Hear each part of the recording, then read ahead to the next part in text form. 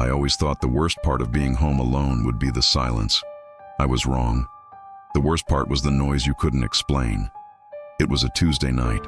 My parents were at a charity dinner in the city, a good 45 minutes away. I was 17, old enough to be trusted, young enough to still feel a primal thrill of independence that quickly curdled into low-grade anxiety once the sun went down. Our house was a two-story colonial at the end of a cul-de-sac, surrounded by woods.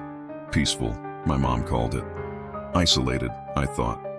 I'd done all the usual things, locked the doors, checked the windows, and settled in on the couch with a horror movie, the volume low enough that I could still hear the house. About an hour in, I heard the first sound. It was a faint, rhythmic creak. Creak. Creak, coming from directly above me, my parents' bedroom. My blood went cold. It was the sound of someone slowly shifting their weight on their feet, right on the other side of their ceiling, my roof. I muted the TV, my heart hammering against my ribs. The sound stopped.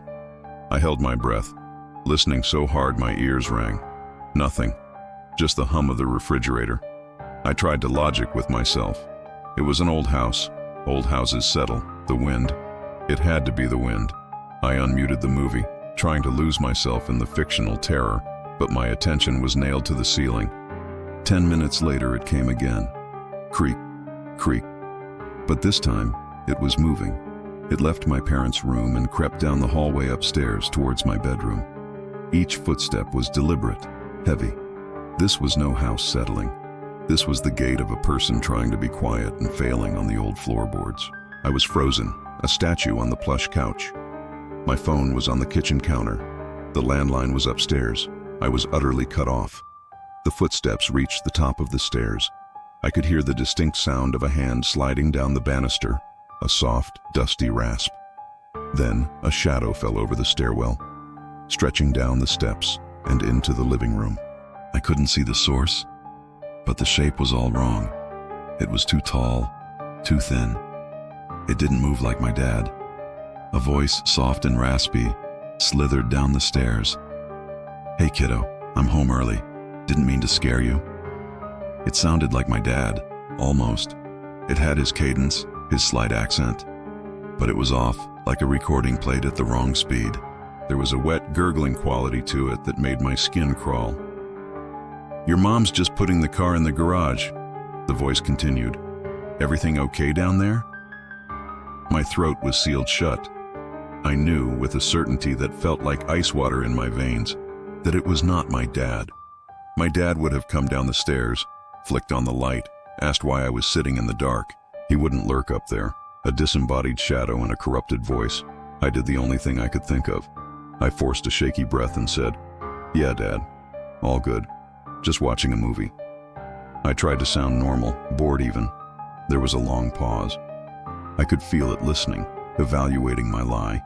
Then the footsteps retreated, going back down the hallway. But they didn't go back to my parents' room. They went into the spare room at the far end of the hall, the one with the pull-down ladder to the attic. I heard the distinct squealing scrape of the ladder being unfolded, a soft thud as someone stepped onto it. Then silence, a profound, waiting silence. He was in the attic. That's when I moved. I didn't think. I launched myself off the couch, scrambled to the kitchen counter, snatched my phone, and dove into the pantry, pulling the door shut behind me. I sat among cans of soup and bags of rice, trembling so violently I could barely dial. I called my dad. It rang once.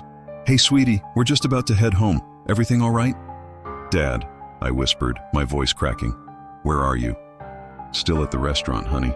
We're paying the bill now." "Why? You sound strange." "There's someone in the house." I breathed into the phone. "He's in the attic. He said he was you." I heard the sharp intake of his breath, the muffled, urgent conversation with my mom. "Get out of the house now. Run to the neighbors and call the police. We're on our way." I didn't run. I was too terrified that the thing in the attic would hear the pantry door open. I stayed there, crouched in the dark, for 20 of the longest minutes of my life, listening. I heard nothing from the attic. No movement, no breathing. Just silence. Then, the blessed sound of sirens. Red and blue lights flashed through the slats of the pantry door. I burst out, flinging the front door open for the two police officers. I was sobbing, pointing upstairs. They drew their flashlights and their guns and went up. I waited by the front door, hugging myself. I heard their heavy boots on the stairs, their muffled voices. Then one of them came back down, his face grim. "Son," he said, his voice low, "is there a reason your attic access is open?" I just shook my head, tears streaming down my face. "We checked the attic. There's no one up there now." He paused, looking uncomfortable. "But we did find something. A nest of sorts. Blankets, empty water bottles, a bucket. And this." He held up an evidence bag. Inside was a small spiral-bound notebook.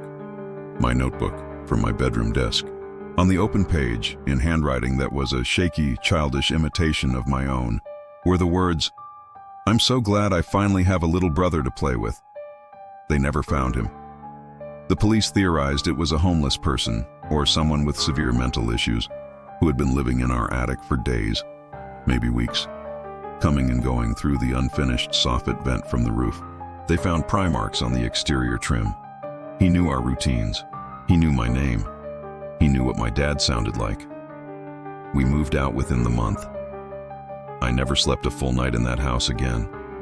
To this day, the sound of a creaking floorboard from an empty room doesn't make me jump.